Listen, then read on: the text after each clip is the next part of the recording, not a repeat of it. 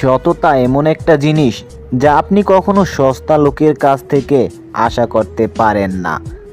শক্তিশালী করো নিজেকে, এই জন্য নয় যে কাউকে তুমি ধ্বংস করতে পারো। শক্তিশালী এই জন্য করো যাতে কেউ তোমাকে ধ্বংস করতে না পারে। তাকে কখনো খুঁজো না যে পৃথিবীতে সব থেকে সুন্দর, বরং তাকে খোঁজো যার কারণে তোমার পৃথিবী সুন্দর। যখন তোমার পকেট ভর্তি টাকা থাকবে তখন তুমি শুধুমাত্র ভুলে যাবে যে তুমি কে, কিন্তু যখন তোমার পকেট ফাঁকা থাকবে তখন সমগ্র দুনিয়া তোমাকে ভুলে যাবে তুমি কে। খুব কষ্টে আছেন, তাহলে নামাজ পড়ে মন খুলে আল্লাহর দরবারে কাঁদেন, কারণ আর কেউ আপনার চোখের পানির মূল্য না দিলেও আল্লাহ ঠিকই দেবেন।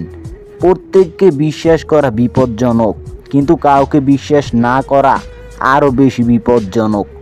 যখন তুমি মারা যাবা তখন তোমার ব্যাংকে যে পরিমাণ টাকা থাকবে সেটা হলো ওই টাকা যা তুমি তোমার প্রয়োজনের চেয়েও অতিরিক্ত কাজ করে ইনকাম করছো। একটি সুখের সংসার ধ্বংস করার জন্য শয়তান যে যন্ত্রগুলো আবিষ্কার করেছে তার মধ্যে মারাত্মক অস্ত্র হলো স্ত্রীর ঘ্যানোর। আপনার অসন্তুষ্ট ক্রেতাদের থেকেই আপনি শিক্ষা গ্রহণ করতে পারেন। তাদের সকল অভিযোগই হচ্ছে শিক্ষার মূল উৎস। ভালো আচরণ করুন, কারণ আমাদের আচরণ এক সময় অভ্যাসে পরিণত হয়। কথাবার্তা ক্রোধের পরিমাণ খাবারের লবণ হওয়ার মতো, পরিমিত হলে রুচিকর আর অপরিমিত হলে ক্ষতিকর। আমি যেটাকে ভালো বলে বুঝি, কারো খাতিরে সেটাকে মন্দ বলে মেনে নেওয়া আমার কম্য নয়। মানুষ চিনুন, সব সময় সাবধান থাকুন। যে মানুষ অন্যদিকে তাকিয়ে কথা বলে নিঃসন্দেহে সে আপনাকে ভালো চোখে দেখে না।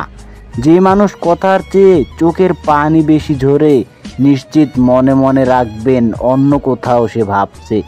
যে মানুষ সব সময় আপনাকে প্রশংসা করে, মনে রাখবেন সে আপনাকে হিংসে করে। যে মানুষ সব সময় আপনাকে তেল মারে, বুঝে নেবেন আপনার থেকে কিছু হাতাতে চায়। যে মানুষ সব সময় ঘুরে ফিরে একই কথা বলে, বুঝে নেবেন সে কিছু জানার চেষ্টা করছে। অন্যের মুখে নিজের সুখ্যাতি প্রশংসায় পঞ্চমুখ, কখনোই নিজেকে গলিয়ে ফেলবেন না। দরকার পড়লে সেটাকে আগে নিজে বাজিয়ে নেবেন।